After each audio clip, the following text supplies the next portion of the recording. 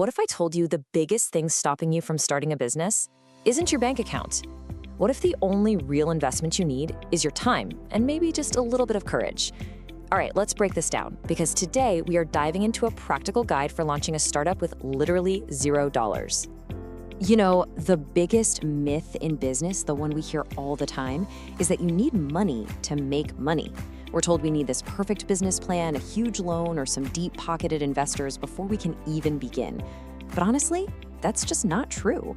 It's a mental roadblock that stops so many amazing ideas before they even get a chance. And look, this quote just says it all.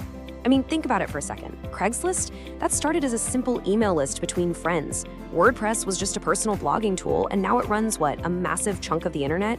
And MailChimp was a side project. These giants didn't start with a pile of cash. They started by solving a problem with the skills they already had. So, how do you actually do it?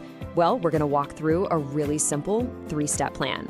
First, find an idea that costs nothing to start. Second, and this is crucial, prove that people actually want it. And third, we'll cover the first few practical steps to make it all official. Simple as that. Okay, let's jump right into section 1. The absolute fastest way to start a business with no money is to sell a service. It's that simple. You're not buying a warehouse full of products. You're not building some complicated software. You are just monetizing a skill you already have. I mean, if you're good at organizing, you could start a virtual assistant business tomorrow. All you need is a laptop. Let's look at 3 really powerful ideas here. You've got being a virtual assistant, which has instant demand. Or you could try something called drop servicing, which has these incredible profit margins. And if you're into new tech, AI automation is a super high-value, fast-growing field. So just looking at this, what skills do you have that might fit into one of these boxes? Let's make this super practical. Imagine becoming a virtual assistant. You could literally go on LinkedIn today, find a busy entrepreneur, and offer to manage their calendar for just 5 hours a week. At $30 an hour, boom. Just like that, you've created an extra $600 a month in income with 0 startup cost. Okay, so what was that drop servicing thing? It's sometimes called service arbitrage, which sounds a bit fancy, I know, but the idea is incredibly simple. You are basically the project manager.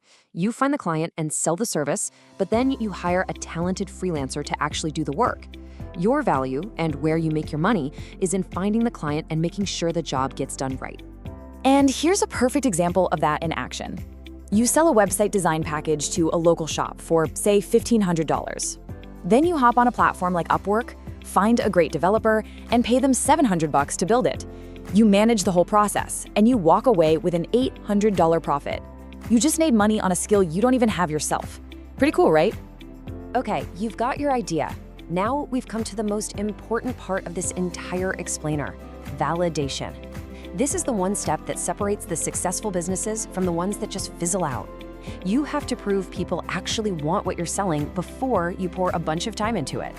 It's like your secret weapon against failure.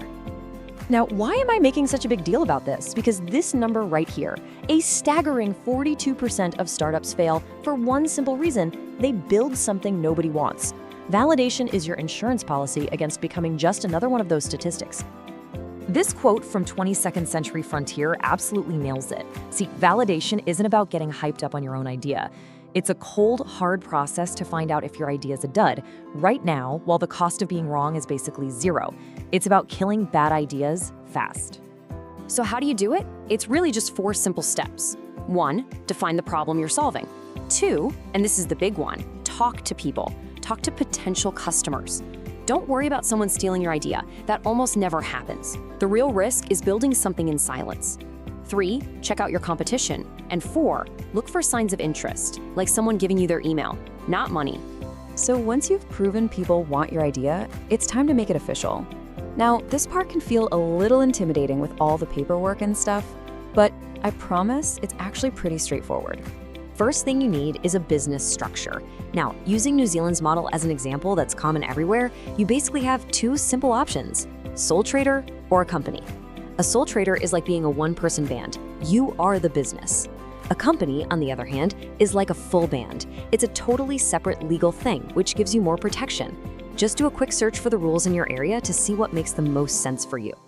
Next up, taxes. I know, it's not the most exciting topic, but please don't skip this. In most places, there's a certain amount of money you have to make before you even need to register for sales tax. Here in New Zealand, for example, it's $60,000 a year for GST. The main thing is you have to find out the rules where you live. It's a tiny bit of homework that will save you a massive headache down the road. As you get going, just be on the lookout for these really common traps. First, the "if you build it, they will come" idea. That's a myth. Validate first. Second, being afraid to share your idea. Feedback is worth more than gold. Third, bad quality control. If you're drop servicing, your reputation is everything. And finally, ignoring the paperwork. Trust me on this one, just sort out your registration and taxes from day one. It'll save you so much pain later. So let's just bring this all together. The entire process we've talked about today really boils down to this simple, powerful framework. Find a no-cost idea, validate that people actually want it, and then, and only then, take action. Idea, validation, action. That's the playbook. And let's end with this quote from Idea Proof, because it really gets to the heart of it. It's not about how much money you have. It's about creating value for other people. The only investment you truly need to get started is your own time and the courage to just begin. So I want to turn this over to you. What's one skill you already have that you could turn into a business? It could be anything from organizing spreadsheets to writing funny captions for social media. Drop your idea in the comments below. And hey, if you want more practical guides just like this one to help you build and grow, make sure you subscribe to The Growth Vault. Thanks for watching.